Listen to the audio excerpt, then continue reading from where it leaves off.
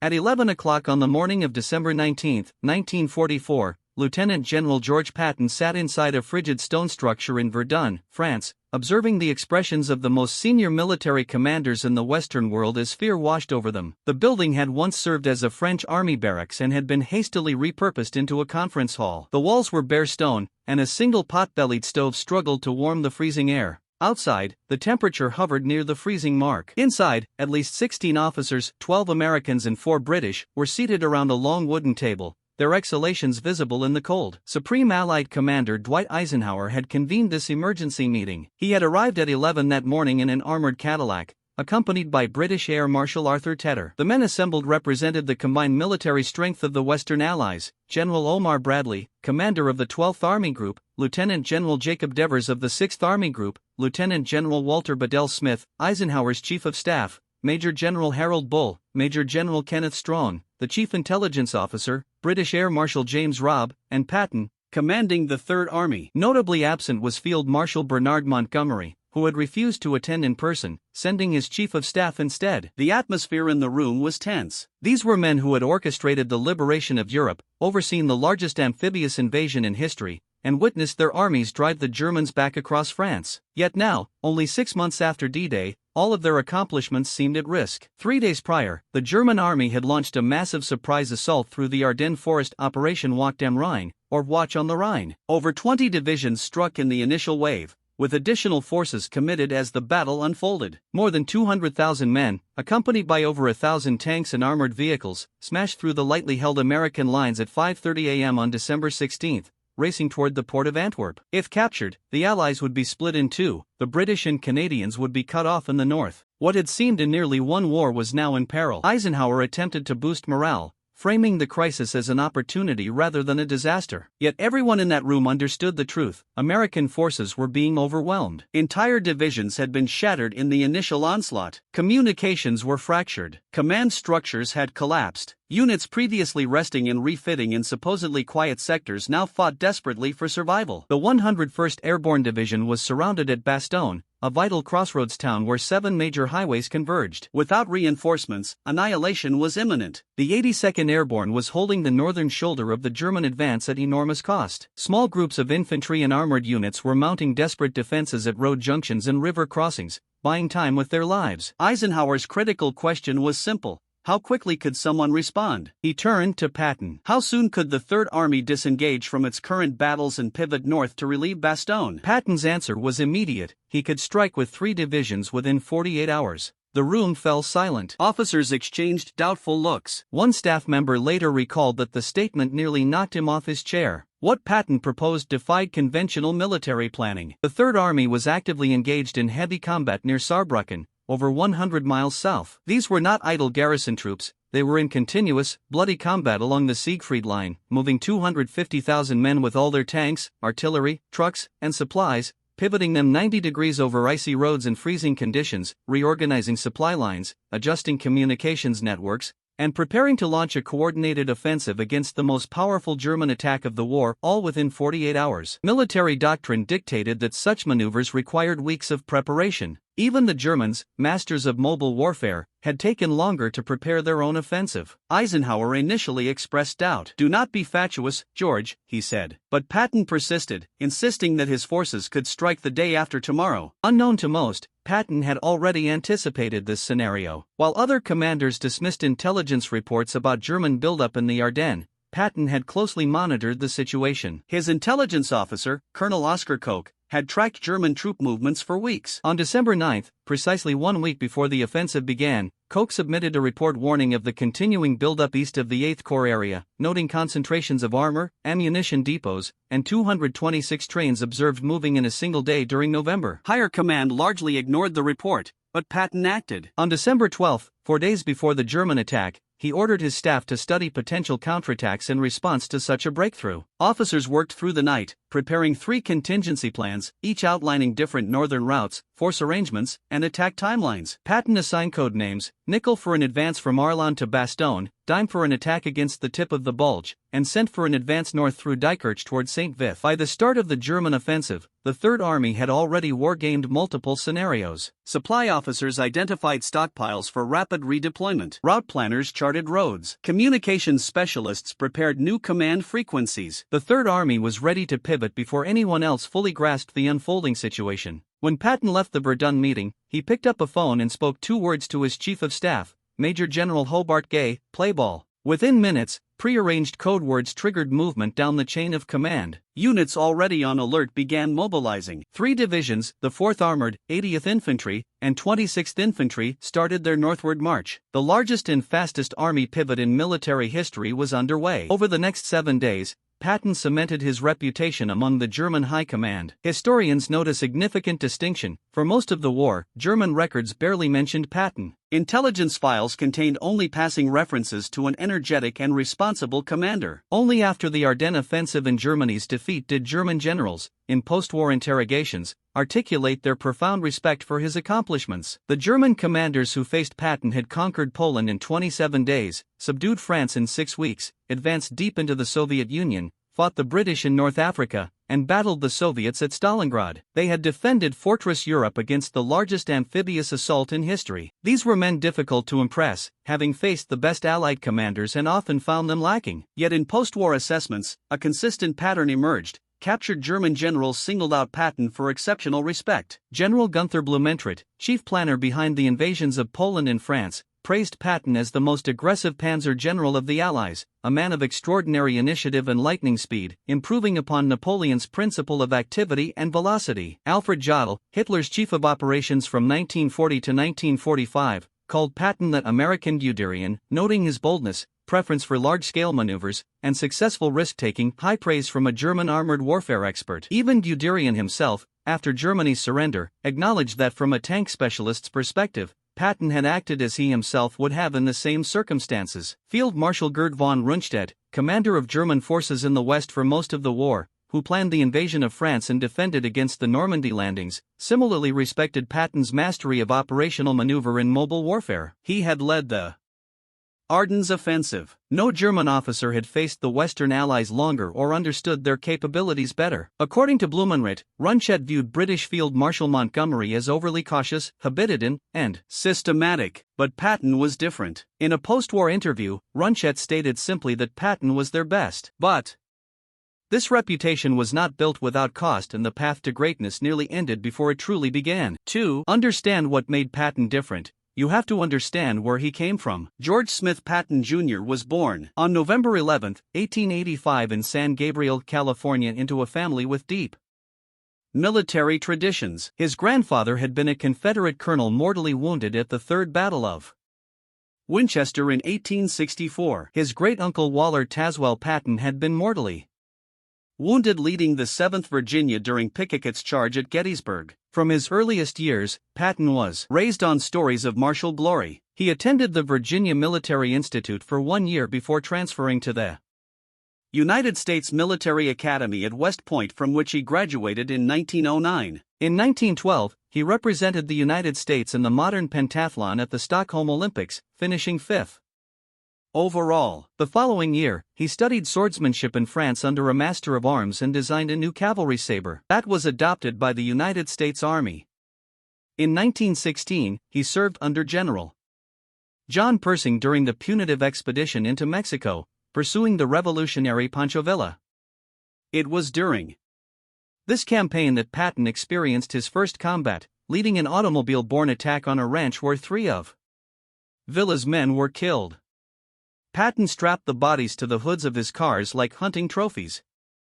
The incident made national headlines and earned him the nickname Bandito. When America entered World War I, Patton established and commanded the first American tank unit to see combat. He led his men into battle at St. Mill in the Meuse-Argonne offensive, where he was wounded by a machine gun bullet that passed through his leg. He refused evacuation until the objective was secured. Between the wars, he studied, prepared, and waited. He read German military theory voraciously. He consumed the works of Clausewitz and the Prussian General Staff. He studied Rammel's book on infantry tactics. He read Durian's writings on armored warfare. He did not just learn about German methods, he internalized them, made them part of his own thinking. George Patton's journey to becoming the most respected Allied commander among his enemies began not with a victory but with a disgrace. In August of 1943, Patton was at the height of his fame. His 7th Army had just conquered Sicily,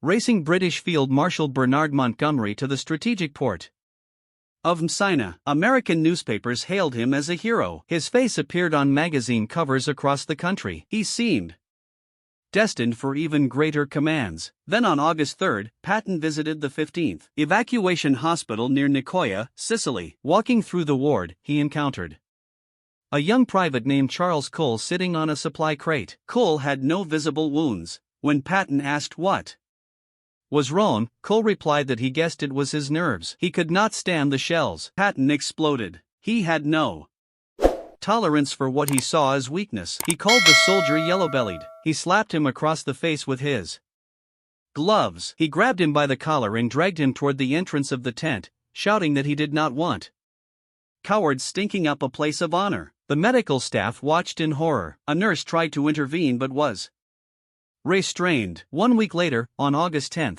Patton did it again at a different hospital, the 93rd Evacuation Hospital, near Santo Stefano. This time, the soldier was Private Paul Bennett, a gunner who had been in combat continuously for weeks. Bennett had watched his best friend get severely wounded just days before. He was suffering from battle fatigue, what we would now call post-traumatic stress disorder. When Patton approached and asked why Bennett was there, the soldier began to cry. He said he could not help it. His nerves were shot. Patton flew into a rage even more violent than the first incident. He slapped Bennett, pulled out his pistol, and waved it at him, and screamed that he ought to shoot Bennett himself. He called him a disgrace to the army and to the men who were dying at the front. The medical officers present were appalled. The chief surgeon of the 2nd Corps wrote a detailed report of what had happened and sent it up the chain of command. Within days, the reports had reached General Eisenhower in Ehlers. Eisenhower was furious and conflicted. Patton was his friend. More importantly, Patton was one of his most effective commanders, perhaps the most effective he had. But this behavior was inexcusable. Eisenhower sent Patton a blistering letter on August 17, stating that he clearly understood firm and drastic measures were at times necessary to secure desired objectives, but this did not excuse brutality, abuse of the sick, or the exhibition of uncontrollable temper in front of subordinates. He must so seriously question Patton's good judgment and self-discipline as to raise serious doubts as to his future usefulness. Eisenhower did not relieve Patton. He could not afford to lose him, but he ordered Patton to apologize personally to the soldiers he had struck, to the medical staff who had witnessed the incidents, and to every division under his command. Patton complied, though the apologies were painful for a man of his pride. 4 months, the journalists covering the Sicily campaign kept the story secret. Nearly 60 American and British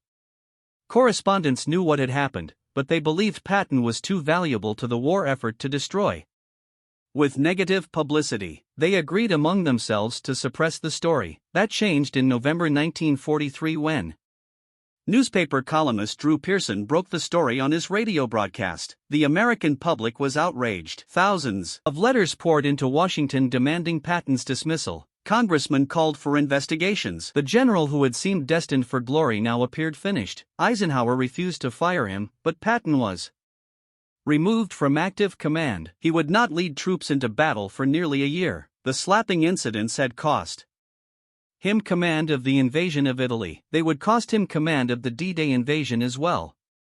Omar Bradley, who had served under Patton in Sicily, would lead the American ground forces in Normandy instead. Patton spent the first months of 1944 in a kind of professional limbo. He was too valuable to dismiss entirely, but too controversial to give a major command.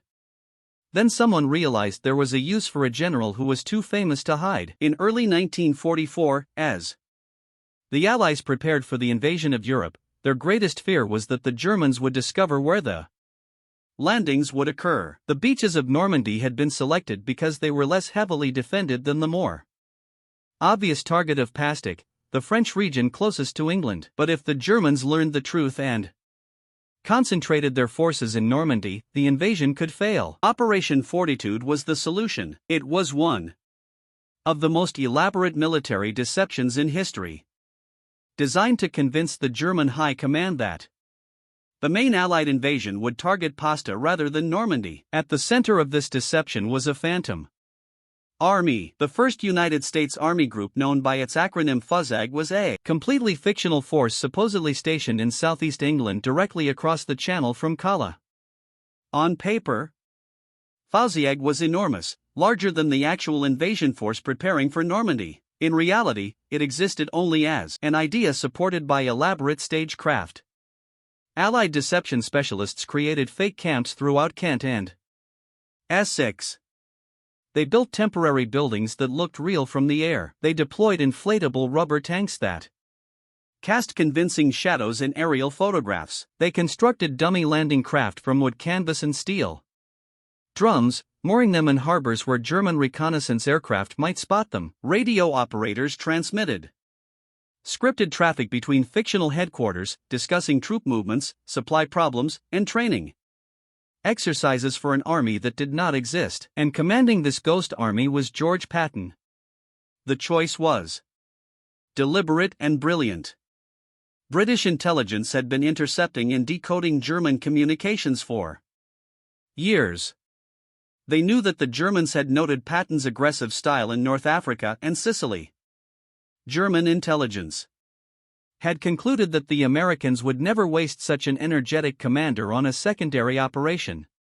By placing Patton in command of FUZAG, the Allies exploited German assumptions. If Patton was in England preparing an invasion force pointed at Calais, then surely that must be the main attack. The Normandy landings, if they came at all, must be merely a diversion to draw German forces away from the real objective. Patton played his role perfectly. Though he chafed at being sidelined from actual combat, he understood the importance of the deception. He toured the fake camps and was photographed inspecting the dummy equipment. He gave speeches to real units that were secretly preparing to move to Normandy, ensuring that news of his presence in southeast England reached German ears. The Allies even used captured German officers to reinforce the deception. General Hans Kramer, a former commander in the Afrika Korps, had been captured in North Africa and was being repatriated to Germany due to poor health. Before his release, he was invited to dine with Patton and was driven through what he believed was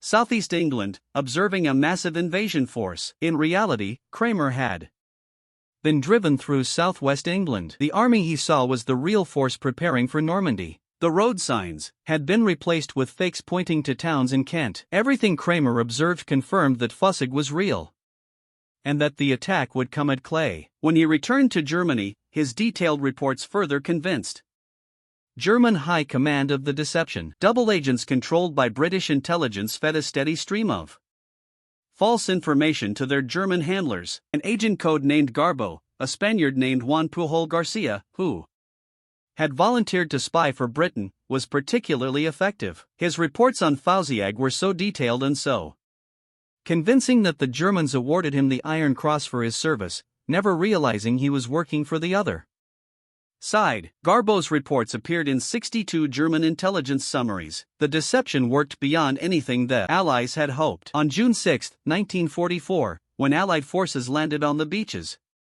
of Normandy, Hitler was convinced it was a feint. The real invasion under Patton was still coming at Calais. He refused to release panzer divisions to reinforce Normandy. He kept the powerful 15th Army waiting at Calais for an attack that would never come. For 7 weeks, Hitler maintained his belief in FUZAG's existence. The Allies had hoped their decoy plans might buy them 2 weeks. 7 was beyond their wildest expectations. By the time Hitler finally accepted that Normandy was the real invasion, the Allies had landed over 1 million men and established an unbreakable foothold in France. The German forces that might have pushed the Allies back into the sea had been held in reserve, waiting for Patton's Phantom Army. Operation Fortitude had saved countless Allied lives, but for Patton personally, the cost was bitter. while other commanders led men into battle, while the greatest amphibious assault in history unfolded on the beaches of France, he had commanded nothing but inflatable tanks and scripted radio broadcasts. He was desperate to get back into the real war. On August 1, 1944, Patton finally got his chance. With the Normandy beachhead secure after nearly 2 months of brutal fighting in the Hydro country, Eisenhower activated the 3rd United States Army under Patton's command. The timing could not have been better. Operation Cobra, a massive bombing and ground assault led by the 1st Army under General Omar Bradley, had just blown a hole in the German lines near Avanches at the base of the Cotentin Peninsula. American forces were pouring through a gap less than 5 miles wide. The entire German front was on the verge of collapse. Patton seized the breakthrough at Avranches with both hands. Within hours of taking command, he had armored columns racing in multiple directions simultaneously. One corps turned west into Brittany to capture the port facilities the Allies desperately needed. Another turned east, heading into the heart of France. A third pushed south to protect the flanks. What followed was unlike anything the war in Europe had yet seen. In the first month of operations, the Third Army advanced farther and faster than any army in history. His armored divisions swept across France like a flood breaking through a dam. They did not move in orderly lines with secure flanks and careful preparation. They raced forward on any available road, bypassing strong points, leaving pockets of German resistance to be mopped up by following infantry. Patton's forward commanders had standing orders to keep moving. If they encountered resistance they could not immediately overcome, they were to go around it. Delay was the enemy. Momentum was everything. Armored division that stopped to reduce a defended position lost the initiative that was its greatest weapon. The statistics from those weeks are staggering. In just 1 month, from August 1 to September 1, the Third Army liberated over 20,000 square miles of territory. They captured approximately 50,000 prisoners. They destroyed or captured over 500 German tanks and armored vehicles. They overran supply depots, airfields, and communication centers before the Germans could evacuate or destroy them. Cities that had been under German occupation for 4 years were liberated in a matter of hours. The psychological impact on the French population was electric. After years of occupation, after enduring the humiliation of defeat and the brutality of Nazi rule, they watched American tanks roar through their streets at speeds that seemed impossible. Villagers lined the roads, cheering and throwing flowers. Resistance fighters who had been hiding for years emerged to help. Information about German positions flowed to American commanders from grateful civilians who knew every road and hiding place in their regions. Individual units performed feats that seemed impossible. The 4th Armored Division, Patton's favorite, advanced 35 miles in a single day during the drive to Avanches, fighting all the way. Combat commands routinely moved 40 to 50 m per day, maintaining combat effectiveness despite minimal sleep and constant action. Tank crews learned to eat, sleep, and conduct maintenance on the move. Infantry soldiers rode on tank decks or clung to any available vehicle, anything to keep up with the advance. Patton himself was everywhere. He traveled in a jeep or a small aircraft, appearing at the front lines without warning, checking on the progress of his units, relieving commanders who moved too slowly, praising those who took risks. His presence was electric. Men who had been ready to stop and consolidate found themselves pushing forward again. Officers who had been calculating cautious approaches suddenly found more aggressive solutions. The Germans could not understand what was happening. Their defensive positions, carefully prepared over months, were being swept aside in days. Units that had fought effectively against the British and Canadians simply disintegrated when Patton's forces appeared on their flank. Communication with higher headquarters was lost.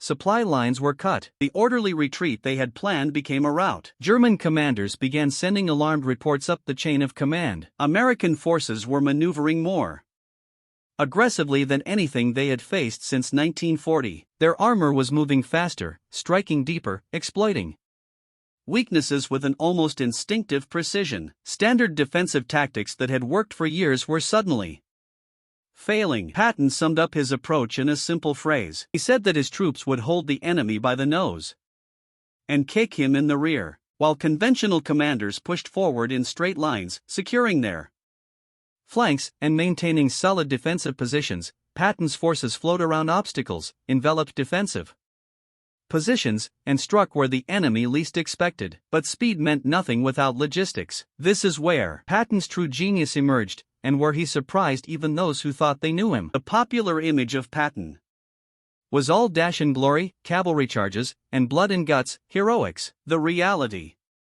was far more complicated. Patton understood logistics as thoroughly as he understood tactics. He knew that tanks without fuel were useless. He knew that infantry without ammunition could not fight. He knew that the most brilliant maneuver in the world would fail if the army that executed it could not be supplied. Other commanders viewed supply as a constraint on operations. Patton viewed it as a weapon. He pushed his logistics officers as hard as he pushed his combat units. His quartermaster corps became experts at anticipating needs, positioning supplies forward before the combat troops even arrived. Fuel dumps were established along projected routes of advance. Ammunition was stockpiled at key intersections. Food and medical supplies were pushed as far forward as possible. When official supply channels proved too slow, Patton's men became masters of improvisation. They liberated German fuel dumps and used captured gasoline to keep their tanks moving. They commandeered civilian vehicles to supplement their transportation. They stripped broken-down vehicles for parts to keep others running. They did whatever it took to maintain the advance. The Red Ball Express, the famous truck convoy system that supplied Allied forces in France, delivered hundreds of thousands of tons of supplies between August and November. But even that massive effort could not keep up with Patton's appetite for movement. His Third Army consumed supplies faster than they could be delivered. When fuel allocations fell short of his needs, Patton raged at Eisenhower and Bradley. He believed with some justification that supplies being diverted to support British Field Marshal Montgomery's more cautious advance in the north were being wasted. During the race across France, elements of the Third Army covered 150 miles in just 19 hours. This was not a reconnaissance patrol or an armored probe. This was an entire corps with tanks, infantry, artillery, and support units, moving at a pace that would have seemed impossible to military planners just months before. By early September, the Third Army had reached the Moselle River, deep inside eastern France, closer to Germany than anyone had dared hope. Just weeks before, they had outrun their supply lines. Fuel was desperately short. Ammunition stocks were running low. The advance finally ground to a halt. Not because of German resistance, but because the trucks could not bring enough gasoline forward to keep the tanks running. Patton was furious. He blamed Eisenhower for diverting supplies to Montgomery in the north. He believed that if he had been given priority, he could have crossed the Rhine and been deep into Germany before winter. The argument has been debated by military historians ever since. What is certain is that the pause gave the Germans time to recover. While the Third Army waited for fuel, the Wehrmacht reorganized. Fresh divisions arrived from Germany. Defensive positions along the Siegfried line were manned and strengthened. The window of opportunity that had seemed so wide in August began to close. The Third Army spent the autumn of 1944 grinding through the fortresses around Metz and the rugged terrain of the Rhine region. The city of Metz had been a fortress since Roman times. The Germans had fortified it further with a ring of massive concrete bunkers and artillery positions. Fort Driant, the strongest of these fortifications, had walls 30 feet thick and was defended by a garrison that refused to surrender. Patton's forces had to reduce these fortifications one by one. In bloody fighting that recalled the trench warfare of World War I, more than the mobile operations Patton preferred, the weather turned against them. Rain fell continuously through October and November. The Moselle River flooded, washing away bridges that engineers had labored to construct. The roads became rivers of mud, tanks bogged down, trucks sank to their axles, infantry slogged through fields that sucked at their boots with every step. The clear skies that had allowed American aircraft to dominate the battlefield gave way to low clouds and fog that grounded the plains. For weeks at a time, ground troops had to fight without the air support they had come to depend on. Casualties mounted. The Third Army suffered over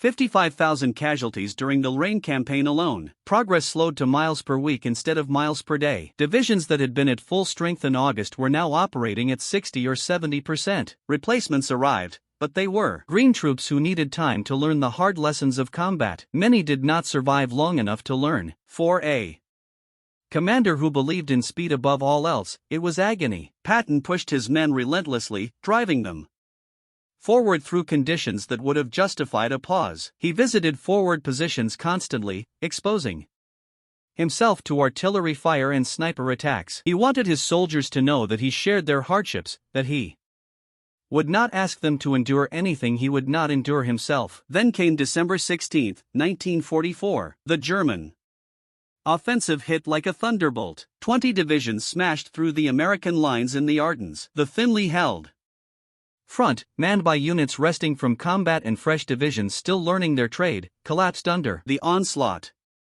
Within hours, the Germans had created a bulge in the Allied lines over 50 miles wide.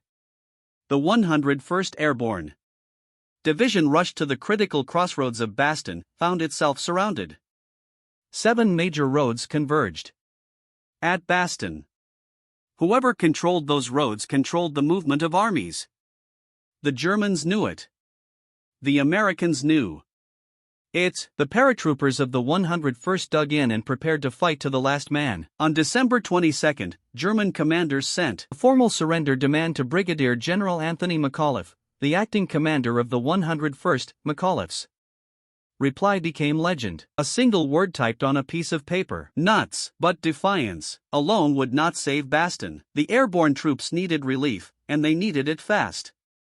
This was the situation Patton faced when he made his audacious promise at Verdun. 3 divisions, 48 hours, 90 degrees, 100 m in winter. The maneuver Patton executed over the following days remains one of the most remarkable military achievements of the 20th century. His army was not simply moving from one position to another, it was disengaging from active combat with the enemy, pivoting north, and then launching an immediate offensive, all while maintaining unit cohesion and combat effectiveness. Consider what this actually required. Divisions that had been fighting eastward for weeks had to break contact with German forces without triggering a pursuit. Artillery units that had been firing in one direction had to limber their guns, move north, and set up to fire in an entirely different direction. Supply convoys that had been delivering material along east-west routes had to be redirected onto north-south roads that were already clogged with traffic. The logistics were staggering. Over 133,000 vehicles and tanks had to be rerouted through winter slush, mud, and ice.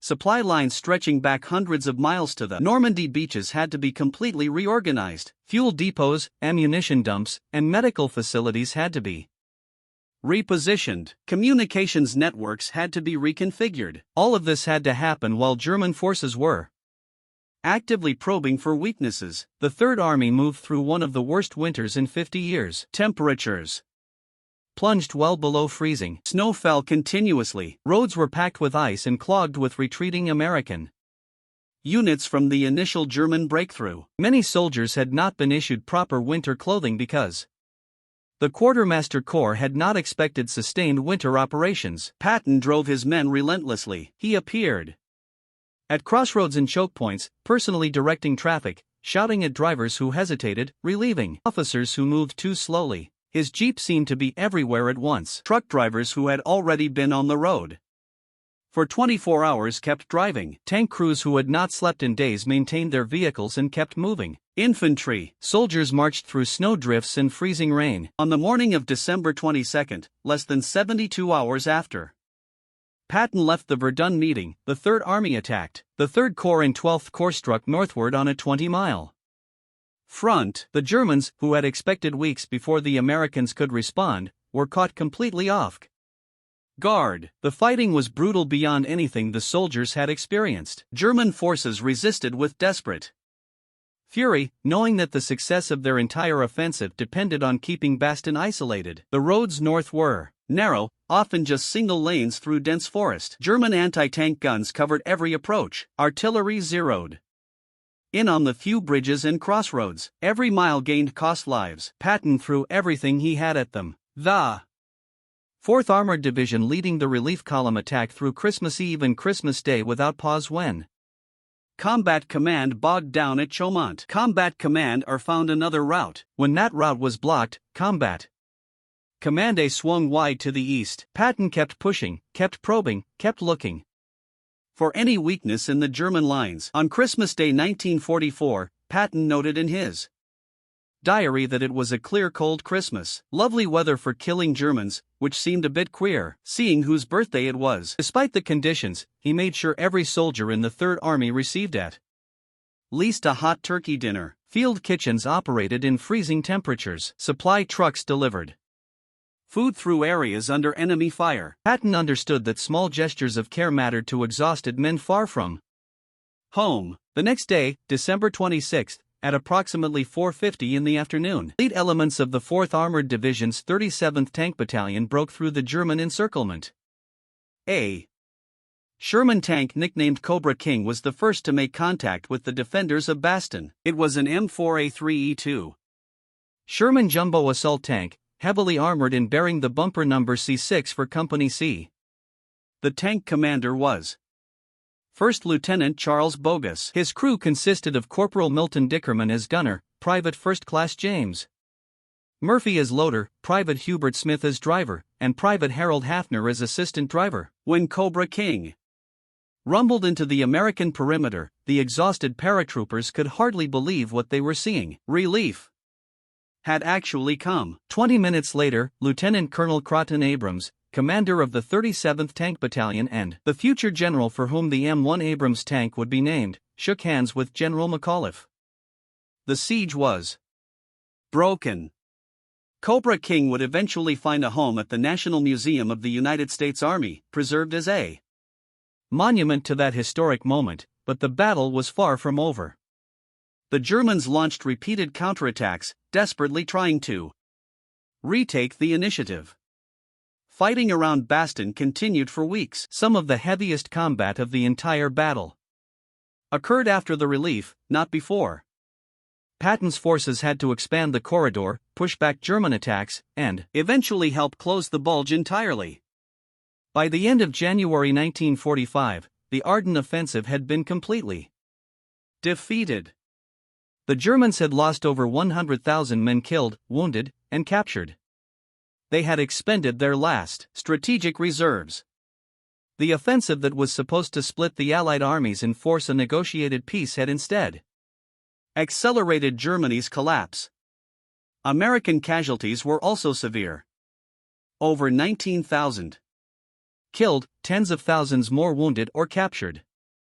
It was the largest and bloodiest battle fought by the United States in World War II, but the outcome was never in doubt once Patton's forces arrived. The German High Command had gambled everything on speed, on reaching Antwerp before the Allies could react. Patton's impossible pivot had shattered that gamble. The psychological impact on German commanders was profound. They had watched an entire American army disengage from combat, will 90 degrees, move over 100 m through winter conditions, and launch a major offensive all in less than 72 hours. This was not supposed to be possible. The Germans themselves, masters of mobile warfare, would have considered such a maneuver extraordinarily difficult. General Erich Brandenberger, commanding the German 7th Army during the Ardennes offensive, later acknowledged that Patton had given proof of his extraordinary skill in armored warfare, which he conducted according to the fundamental German conception. The final months of the war saw the Third Army's reputation reach its peak. After the Bulge, Patton's forces crossed the Rhine River in March 1945. They swept through central Germany, capturing territory at a pace that recalled the great advance across France the previous summer. On March 22, 1945, Patton's forces crossed the Rhine at Oppenheim, south of Maine. They did it without a massive preparatory bombardment, without weeks of planning, without the elaborate set-piece that Montgomery was preparing farther north. Patton simply found a crossing point, pushed troops across, and expanded the bridgehead before the Germans could respond. The 5th Infantry Division began crossing between 10 and 10:30 that evening. When he called Bradley to report the crossing, Patton could not resist a boast. He told Bradley that the Third Army had crossed the Rhine before Montgomery without any aerial bombing, without any airborne assistance, without any amphibious equipment, and without a bloody engineering effort. For 1,000 years, men had been crossing the Rhine, and now, the Third Army was doing it again. A memorial at the site today calls it the first successful Rhine River assault crossing since Napoleon. The advance into Germany became a race. Patton pushed his divisions forward as fast as they could move. They overran towns before the inhabitants knew they had been captured. They liberated concentration camps, including Ohrdruf, a subcamp of Buchenwald, where Patton and Eisenhower walked through the grounds and saw the horrors the Nazis had inflicted. Patton was so sickened that he vomited. He ordered the citizens of nearby towns to tour the camp to see what their government had done. By May, the Third Army had driven into Czechoslovakia. Patton desperately wanted to liberate Prague to reach the capital before the Soviets. But Eisenhower, following agreements made with Stalin at Yalta, ordered him to halt. Patton was furious. He recorded in his diary that he believed they should have advanced to the Muldo River in Prague, and if the Russians objected, they could go to hell. The statistics for the Third Army's entire campaign are almost unimaginable. From August 1, 1944, to May 9, 1945, a stretch of 281 days of continuous combat, the Third Army captured over 81,000 square miles of territory. They liberated or occupied more than 12,000 cities, towns, and villages, and crossed 24 major rivers. Most astonishingly, the Third Army claimed to have killed, wounded, or captured over 1.8 million German soldiers, more than 6 times its own strength in personnel. While these totals include some double counting of prisoners processed through multiple commands, and some historians have estimated lower numbers, even conservative calculations place German losses to the Third Army at well over 1 million men. Third Army casualties during the same period were approximately 16,600 killed, more than 96,000 wounded, and around 27,000 missing or captured. They had inflicted losses on the enemy at a ratio exceeding. Patton himself did not live long after the war. In the months following Germany's surrender, he was appointed military governor of Bavaria, but his outspoken personality, disdain for diplomacy, and controversial remarks about denazification policy led to his removal from that post in October 1945. On December 9,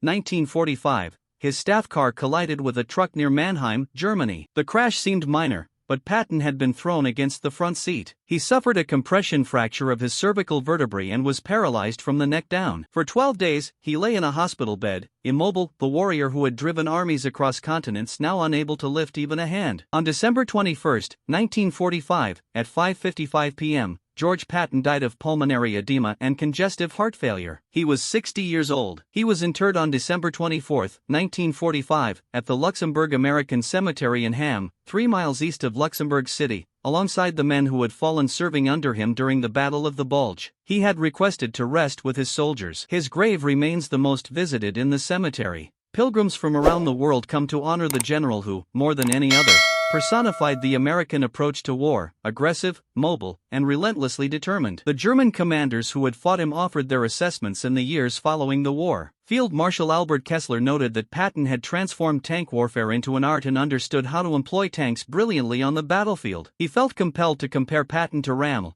who had also mastered armored warfare. Both possessed an almost prophetic insight into this form of combat. General Fritz Berlin, who had served under Rommel in North Africa and later faced Patton in France and during the Battle of the Bulge, offered a telling comparison, referring to the escape of the Afrika Korps after the Battle of El Alamein. Berlin remarked that he did not believe Patton would have allowed them to escape so easily. Perhaps the most succinct appraisal came from von Rundstedt himself when asked after the war which Allied commander he considered most dangerous. The German field marshal, who had planned the invasion of France and commanded the Ardennes offensive, gave a simple reply: "He is your best." The legend of Patton sometimes overshadows the man. He was not universally loved, even by his own soldiers. His nickname, Old Blood and Guts, was given with some resentment by troops who noted that it was always their blood in his guts. He was vain, profane, and capable of shocking cruelty. The slapping incidents highlighted his controversial views on race, religion, and politics, even by contemporary standards. Yet none of this diminishes his battlefield accomplishments. In an age when warfare had become industrialized and victory often depended more on factories and logistics than on generalship,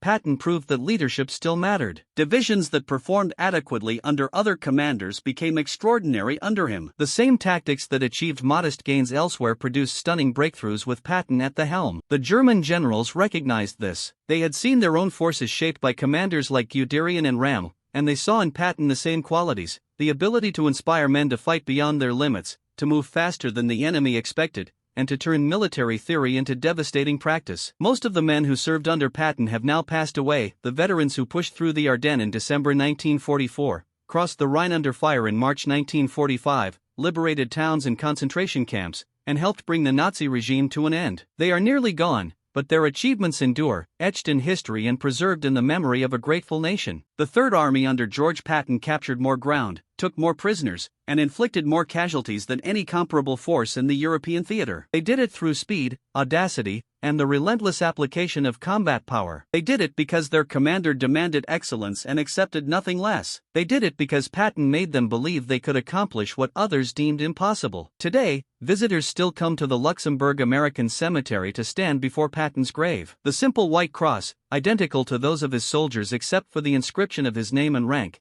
faces the rows of men who died serving under him. It is exactly as he would have wanted: a general among his troops, a warrior at rest with warriors. In the end, there can be no higher tribute from a defeated enemy. The Germans who confronted George Patton across the battlefields of Africa, Sicily, France, and Germany understood exactly what they were facing: a warrior, a master of mobile warfare, the most dangerous man in the Allied armies. And they were correct. If you found this story compelling, please take a moment to like this video. It helps us share more untold histories from the Second World War. Subscribe to remain connected with these stories that deserve to be remembered, and leave a comment below telling us where you are watching from. Our community spans the globe. From veterans to history enthusiasts, you are part of something special here. Thank you for watching, and thank you for keeping these stories alive.